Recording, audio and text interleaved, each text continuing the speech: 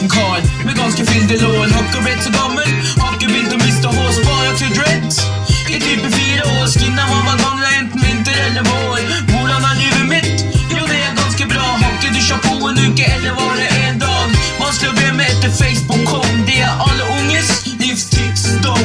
Mats og Nick, vi skal få deg til å danse litt. You go girl, jeg tar så sett deg ned på fanget mitt. Hei, jeg heter Mats, og tro meg girl, jeg er i shit. Jeg er en grei fyr, og jeg kan rime litt. Jeg levde i transfer, men jeg er ikke noe fancy pants. Jeg er som Svampebob, med jævla kule klær.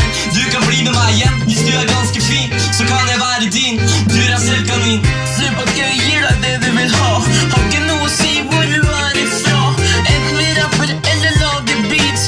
Gjør vi det vi kan best og lager en hit, så tar det tid til å bounce litt. For når du er på fest, er det denne som sitter best. 1, 2, 3, 4, 5, 6, 7 og 8. Nå er det nok, nå er det tid for å hoppe.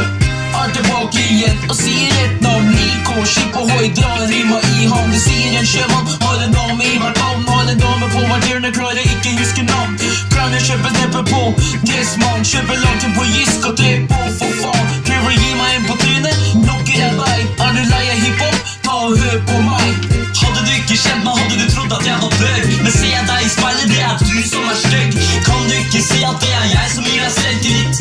En titt, og du kan ikke glemme trynet mitt. Jeg har en klikka for og 6-7 kanter. Det er derfor vi er plassert på alle jordens kanter. Når karer fra VM trapper opp i hvit dress, da vet du at masse har vært på fest.